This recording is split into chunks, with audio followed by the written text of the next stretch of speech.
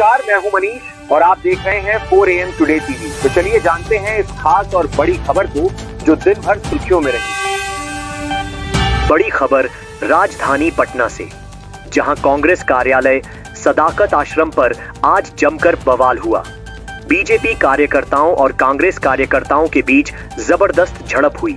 डंडे चले, पत्थर गिरे और गाड़ियों के शीशे तक तोड़ दिए गए।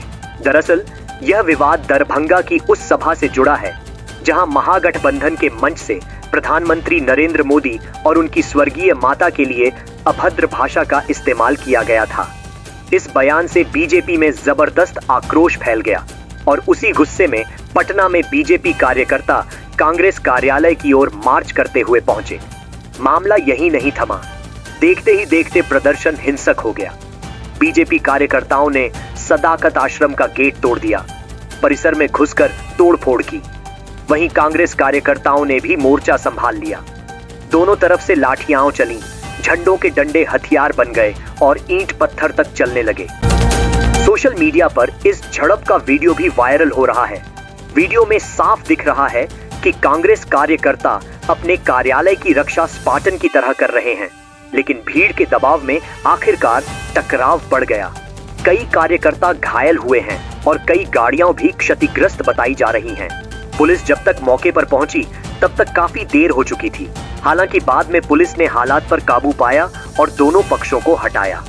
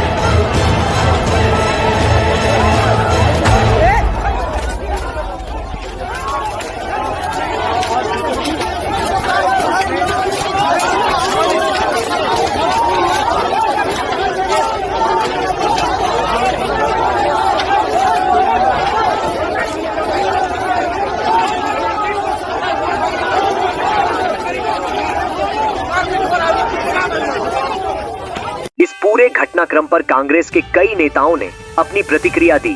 सचिन पायलट, पवन खेड़ा, अलका लांबा, पप्पू यादव, सुप्रिया श्रीनेत, सभी ने बीजेपी को घेरते हुए कहा है, यह एक सोचा समझा हमला है।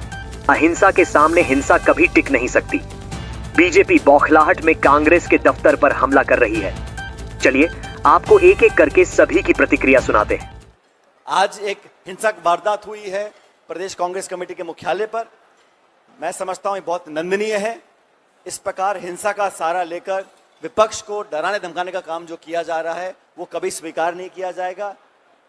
ये महात्मा गांधी की पार्टी कांग्रेस पार्टी, और हमने हमेशा कहा है कि राजनीति में अभद्र भाषा का और हिंसा का कोई स्थान नहीं है। लेकिन जो घटनाक्रम हुआ आज पटना में उसकी हम निंदा करते हैं, भर्त्सना करते हैं और उम्मीद करता हूं कि सरकार अपनी नींद से जागेगी, इस प्रकार की घटनाओं को रोकेगी और दोषियों पर सख्त कार्रवाई करेगी।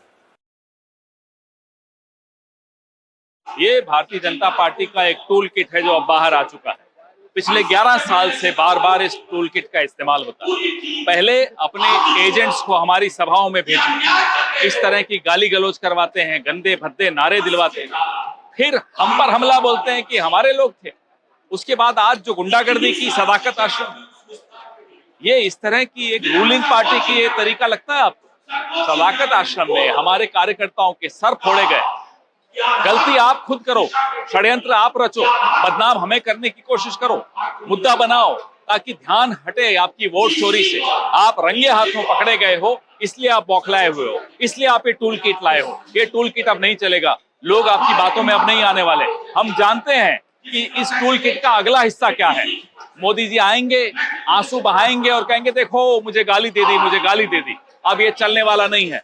लोग आपकी साजिशों को समझ चुके हैं, लोग आपकी चोरी को पकड़ चुके हैं। जय हिंद साथियों। डरी हुई, कायर, कमजोर भाजपा ने आज बिहार में पटना में कांग्रेस के सदाकत आश्रम, कांग्रेस के मुख्यालय पर कायराना हिंसक हमला किया है। हमारे लोगों को चोट लगी है, लेकिन इस पर राहुल गांधी जी क्या कहते हैं मैं बताना चाहती हूँ कि हमारा नेता हमें क्या कह रहा है। सत्य और अहिंसा के आगे असत्य और हिंसा टिक नहीं सकती है। मारो और तोड़ो, जितना मारना तोड़ना है हमें। हम सत्य और संविधान की रक्षा यूं ही करते रहेंगे। सत्यमेव जयते। ये हमारे नेता श्री राहुल गांधी जी जो नफरत के बाजार में, संघ आरएसएस के नफरत के बाजार में मोहब्बत की दुकान की बात करते हैं। लोगों के एकता, प्यार, भाईचारा, ये भाजपा बौखला चुकी है कि किस तरीके से श्री राहुल गांधी जी की वोटर अधिकार यात्रा बिहार के करोड़ों दलित, अल्पसंख्यक, पिछड़ा, अति पिछड़ा, बेरोजगार युवा, आदि आबादी महिलाओं को ताकत देने का काम कर रही है। इससे बौखलाकर भाजपा के कायराना हरकत की है, हमला किया। हम इन हमलों से ना डरने वाले हैं, ना रुकने वाले हैं, ना झुकने वाले हैं। ये काफिला यूं ही, ध्यान रखिएगा, 1 सितंबर का दिन होगा और बिहार की राजधानी पटना होगी और वहां ये जो गूंज है, वोट चोर गद्दी चोर, ये दिल्ली की सत्ता, तानाशाह सत्ता की दीवारों को हिला कर रख देगा। आज फिर से चुनौती देते हैं कायर भाजपा आरएसएस के लोगों को, शर्म करिए थोड़ा सा। ये हिंसा आपके खून में है, लेकिन राहुल गांधी जी, कांग्रेस के कार्यकर्ताओं में बापू का डीएनए है जो सत्य और अहिंसा सिखाता है। सत्यमेव जयते। भारत माता की जय। सत्य के लिए लड़ना मुश्किल है, बहुत मुश्किल है, क्योंकि सत्य जब लड़ाई करता है तो वो साहस से लड़ता है, शांति से लड़ता है। असत्य, झूठ, फरेब हमेशा और हमेशा हिंसा का सहारा लेता है। और वही काम आज फिर बीजेपी ने पटना में कांग्रेस के मुख्यालय सदाकत आश्रम में किया, जब उन्होंने हमारे कार्यकर्ताओं को लहूलुहान किया, उन पर हमला किया। ये बिहार है, ये तप और तर्पण की भूमि है, ये त्याग की भूमि है, ये क्रांति की भूमि है। ये वही धरती है जिसने गांधी को महात्मा बनने के सफर की शुरुआत की थी। और उस बिहार में लोकतंत्र के लिए लड़ रहे, वोट के अधिकार के लिए लड़ रही कांग्रेस पार्टी पर हमला करना, हिंसा का सहारा लेना, असल में बीजेपी का डर, बीजेपी की कमजोरी, उनका खौफ दिखाता है। लेकिन आप वो लोग हैं जिनसे प्रेरित होकर महात्मा गांधी की हत्या की गई थी, और हम वो लोग हैं जो गांधी की राह पर चलते हुए संविधान को बचाने के लिए अपने प्राणों की आहुति देने को तैयार हैं। आप जो भी करिए, आपकी हिंसा आपको मुबारक। हम अहिंसावादी सत्य और साहस से आपका मुकाबला करेंगे और आपको हराएंगे। एक बात बताइए, रोपिएगा बबूल, खाइएगा खजूर। बीजेपी से क्या उम्मीद करिएगा? गाली गलौज, मार पीट, नफरत, देश तोड़ो, समाज तोड़ो, और क्या इनसे एक्सपेक्टेशंस आप कीजिएगा? अमित जी और नरेंद्र मोदी जी पर तो बहुतों आरोप है। नरेंद्र भाई मोदी जी पर तो गुजरात के कितने आरोप हैं, कितनी घटनाएं घटी हुई हैं। अमित जी पर तो ढेर सारे आरोप हैं। तो देश को, जिस 2 व्यक्ति के हाथ में देश चल रहा है, वहाँ आप मार काट की ही बात कर सकते हो। एक दूसरी बात, वो कहावत है कि जब सब कुछ से वो हार जाता है। इन्होंने नेहरू जी को कितनी गालियाँ दी, इन्होंने इंदिरा जी को कितनी गालियाँ दी, क्या क्या कहा है। गली गली में शोर है, क्या क्या ये नारा देते थे ये लोग। और अभी तो वो मंच हमारे राहुल गांधी जी का तो था नहीं, वो मंच किसी कांग्रेसी का था और उस पर इन्होंने प्लांट कर दिया। ये एक आदमी को भेज करके ताकि मुद्दों को मैं डाइवर्ट करूं, क्योंकि ये हर चीज़ से थक चुके हैं। अब सबसे बड़ी बात क्या है, दिक्कत क्या है कि जब ये भैंस कहते हैं, जब ये कहते हैं कि जेवर बिक जाएगा, सारी चीज़ें हो जाएगी, सब छीन लेंगे, तब इन्हें याद नहीं आता। खुद ये बोलते हैं, इनके मुंह से क्या क्या नहीं शब्दें निकली हैं नरेंद्र भाई मोदी के लिए, डीएनए पर, नीतीश कुमार के लिए इन्होंने क्या शब्द मध्य प्रदेश में उपयोग नहीं किया। नीतीश कुमार के डीएनए को गाली दी।